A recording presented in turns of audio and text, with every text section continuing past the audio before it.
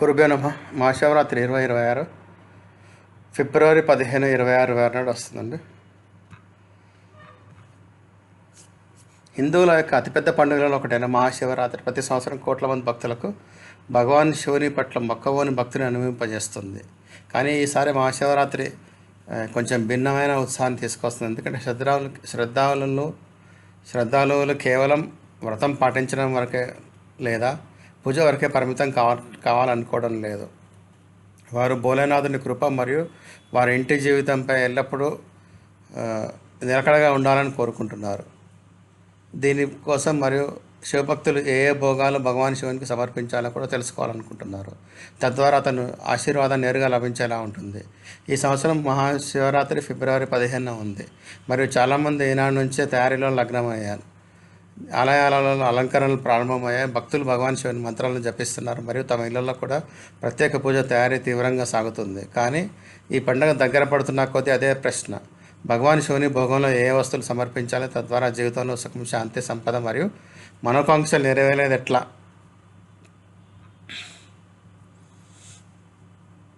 భగవాన్ శివునికి భోగం సమర్పణ హిందూ సంప్రదాయంలో శతాబ్దాలుగా కొనసాగుతూ వచ్చింది. ఇది మాత్రమే కాదు, జనసాధారణం కూడా మరియు పురాణ కథలు కూడా ఇవే తెలియజేస్తాయి. భోలేనాథుని భోగం అంగీకరించే సమయంలో భక్తుని ఉద్దేశము, శుద్ధ మనసు మరియు నిజమైన భక్తిభావాన్ని కూడా గమనిస్తాడు. భోగం సమర్పణ ఎందుకు? భోగం సమర్పణ వల్ల కేవలం భగవాన్ని ప్రసన్నం చేసుకోవడం మాత్రం కాదు, మరియు మీ మనస్సు, శరీరం మరియు ఆత్మ యొక్క శుద్ధికి ఒక ప్రతీక.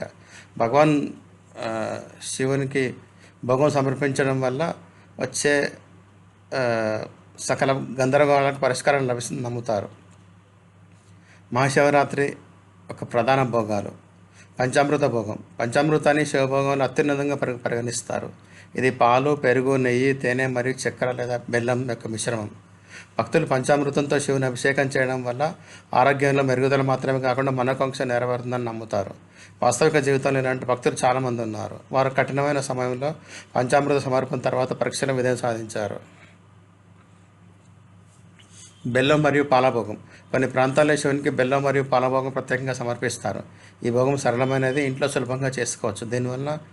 దీన్ని సమర్పించడం కూడా అంత శుభంగా పరిగణించబడుతుంది. ఈ భోగం వల్ల కుటుంబంలో శాంతి నిలకడగా ఉంటుంది. బాంగు మరియు ఉమ్మెత భోగం. ఈ భోగంలో ప్రత్యేకంగా ఉత్తర భారతదేశం యొక్క ఆలయాల్లో ప్రసిద్ధి చెందింది. బాంగు మరియు ఉమ్మెత శివుని ప్రియుని యొక్క ఆకులలో ఒక భాగం. ఈ భోగాన్ని భగవాన్ శివునికి ఆరోపించడం వల్ల భక్తులకు శత్రువులపై విజయం మరియు ఖేదం నుండి విముక్తి యొక్క అనుభవం కలుగుతుందని నమ్మకం. పాయసం మరియు పండ్ల భోగం. పాయసాన్ని కూడా శివభోగంలో అత్యంత శుభంగా పరిగణించబడుతుంది. ఇందులో బియ్యం, పాలు మరియు బెల్లము, చక్కెర ఉడికించి ఆ పైన మేవా వేస్తారు.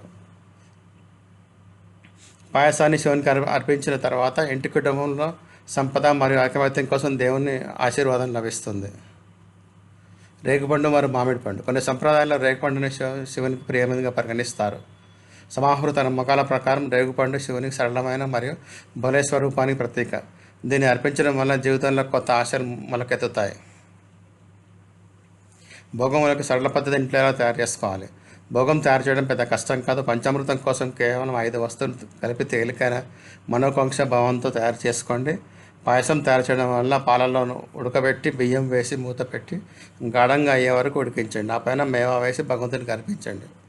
మహాశివరాత్రి కేవలం వ్రతము లేదా పూజ మాత్రమే కాదు, ఇది మరింత ఒక విశ్వాసము, ఒక భక్తి మరియు భోలేనాథుని నేరుగా కలవడానికి అవకాశం. సరైన భోగం మరియు శుభ పద్ధతిలో భగవాన్ శివునికి అర్పించడం వల్ల భక్తుల జీవితంలో సానుకూల మార్పులు అనుభవిస్తారు. ధన్యవాదాలు. దయచేసి షేర్ చేయండి, సబ్స్క్రైబ్ చేయండి, లైక్ చేయండి, కామెంట్ చేయండి.